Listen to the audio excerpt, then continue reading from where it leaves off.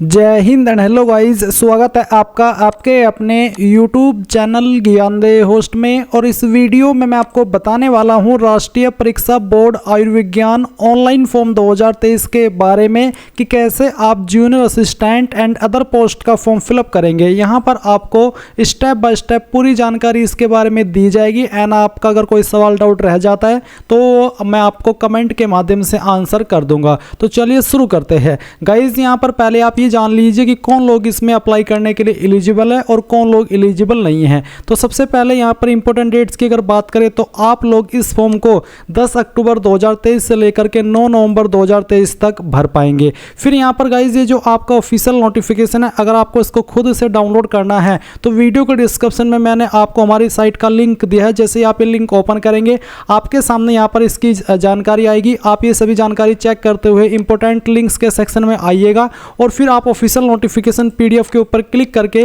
इस नोटिफिकेशन को डाउनलोड कर सकते हैं, जहां पर आपको पूरी की पूरी जानकारी यहां पर हिंदी के अंदर दी गई है। आप हिंदी में इस जानकारी को रीड कर सकते हैं। एंड अगर आपको इंग्लिश में देखना है तो इंग्लिश में मैंने वीडियो के डिस्क्रिप्शन में जो लिंक दिया है यहां पर दी गई है। तो आप यहां पर आइए और आप जान लीजिए कि इसमें डिप्यूटी डायरेक्टर की पोस्ट है, लॉ ऑफिसर की पोस्ट है, जूनियर प्रोग्रामर की पोस्ट है, जूनियर अकाउंटेंट की पोस्ट है, स्टेनोग्राफर की पोस्ट है और जूनियर असिस्टेंट की पोस्ट है, जिसके लिए सबसे ज़्यादा वैकेंसी 24 पोस्ट निकाली है। अब यहाँ पर क्या क्वालिफिकेशन किस पोस्ट पर चाहिए वो भी आप देख लीजिए। तो इसमें जूनियर असिस्टेंट की पोस्ट पर अप्लाई करने के लिए सीनियर सेकेंडरी यानी कि 12वीं पास की योग्यता, साथ ही बोला है कि proficiency in use of computers and basic software packages such as Windows, network operating system, working in alien architecture. तो बेसिकली ये है कि आपको यहाँ पर कंप्यूटर की बेसिक नॉलेज और ये जो यहाँ पर मेंशन की गई है आनी चाहिए या फिर होनी चाहिए।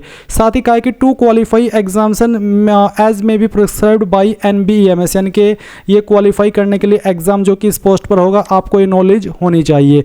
फिर जो स्टेनोग्राफर की पोस्ट है इस पर भी अप्लाई करने के लिए 12वीं पास की योग्यता और साथ ही स्टेनोग्राफी स्किल मांगी है जो कि आपका 30 वर्ड पर मिनट इन शॉर्ट हैंड, या फिर अगर आपका शॉर्ट हैंड होगा तो 80 वर्ड पर मिनट होना चाहिए और अगर आपकी टाइपिंग है तो 30 वर्ड पर मिनट होनी चाहिए। साथ ही बोला candidates will be required to appear and qualify in the test general English shorthand, यानी कि आपको जो आपका टेस्ट है पहले वो क्वालिफाई करना होगा तभी आप ये शॉर्ट हैंड या फिर टाइपिंग टेस्ट दे पाएंगे।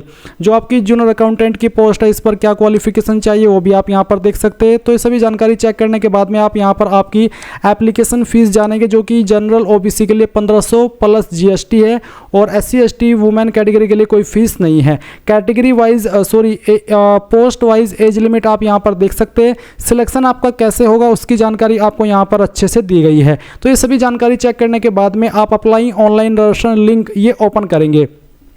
इसको ओपन करने के बाद में आपके सामने कुछ ऐसा इंटरफेस आ जाएगा। यहाँ पर सबसे पहले आपको ये बताया है कि आप इसमें एक रजिस्ट्रेशन से एक ही फॉर्म भर सकते हैं। अगर आपको दूसरा फॉर्म भरना है तो उसके लिए आपको न्यू रजिस्ट्रेशन करना होगा।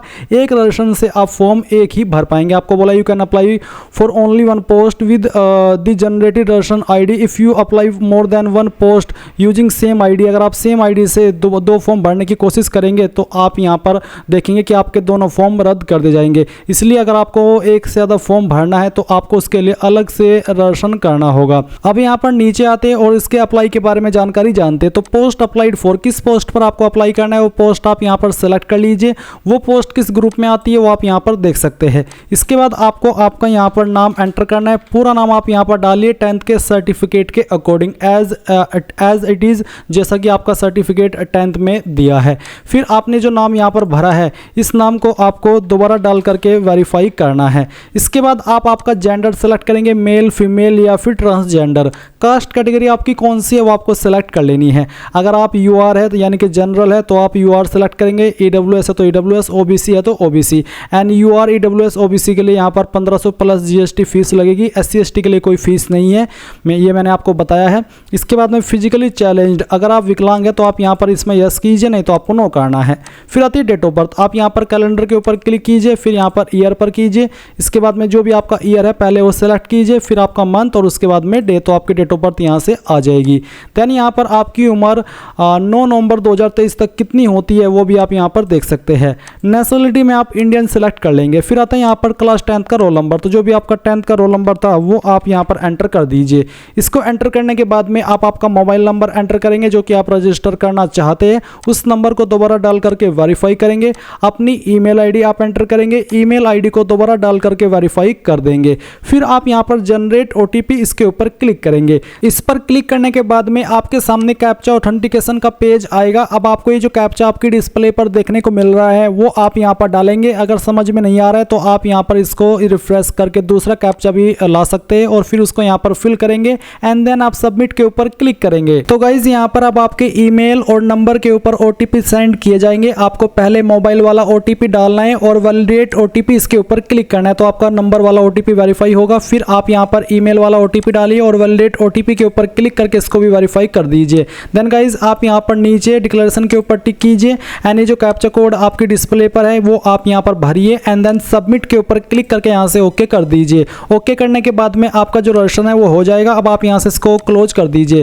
क्लोज करने के बाद में आपके सामने यहाँ पर कुछ ऐसा इंटरफेस देखने को मिल रहा है। अभी आप क्या करेंगे, आपको यहाँ पर लॉग आउट के ऊपर क्लिक करना है। लॉग आउट के ऊपर क्लिक करने के बाद में जो अभी आपको इन्फॉर्मेशन मिली है ईमेल और मैसेज के माध्यम से, उसका इस्तेमाल करते हुए आप यहाँ पर आपकी यूजर या फिर लॉगिन आईडी एंटर करेंगे। जो पासवर्ड आपको मिला है वो आप यहाँ पर डालेंगे, ये कैप्चा कोड फिल करेंगे एंड देन लॉगिन कर लेंगे। अब गाइज यहाँ पर लॉगिन करने के बाद भी आपको कुछ आगे का जो सेक्शन है या फिर स्टेप है वो यहाँ पर देखने को नहीं मिल रहा है। इसका मतलब ये है कि अभी आपको और वेट करना होगा अपने फॉर्म को फिल करने के लिए। नॉर्मली यहाँ पर जब इस वेबसाइट के माध्यम से, यानी कि जो DIG ALM की जो कंपनी है जिसके माध्यम से काफ़ी सारे एग्जाम के फॉर्म भरे जाते हैं, अगर हम उस वेबसाइट से फॉर्म को भरते, काफ़ी बार मैं तो भर चुका हूँ, मेरा काम है ये, तो यहाँ पर आपको लॉग आउट के साइड में गो टू एप्लीकेशन का जो एक लिंक है वो देखने को मिलता है। अगर मैं यहाँ पर इसको रिफ्रेश भी करता हूँ तो यहाँ पर कुछ सेकंड के लिए गो टू एप्लीकेशन आता है बट वो क्लिकेबल नहीं है।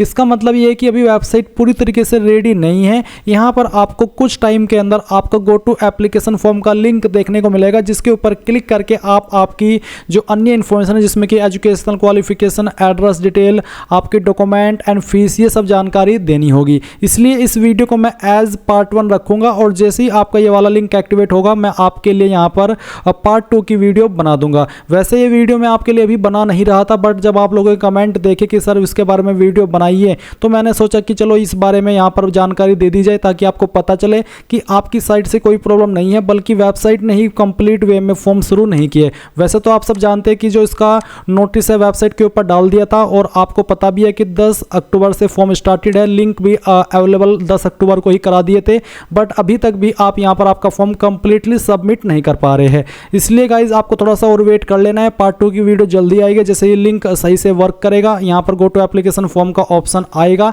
एंड जो लोग चिंतित है कि मैं फॉर्म नहीं भर पा रहा हूँ, तो आप क्या कोई भी फॉर्म नहीं भर पा रहे, आप वेट कीजिए पार्ट 2 की वीडियो का, वहाँ पर आपको सब कुछ क्लियर कर दिया जाएगा। अगर आपको जानकारी अच्छी लगी है उसके लिए आप वीडियो को लाइक कर सकते हैं। एंड मैं माफ़ी चाहूँगा कि मैं इस वीडियो के अंदर ही आपको पूरा प्रोसेस नहीं दिखा पाया, इसलिए सॉरी चाहता हूँ। मैं नहीं बना रहा था ये वीडियो, बट जब आपकी कमेंट देखे तो इसलिए मैंने बनाई है। इसलिए मैं आपसे माफ़ी चाहता हूँ कि एक ही वीडियो में कंप्लीट जानकारी नहीं दे पाया। So again thanks for watching. जय हिंद।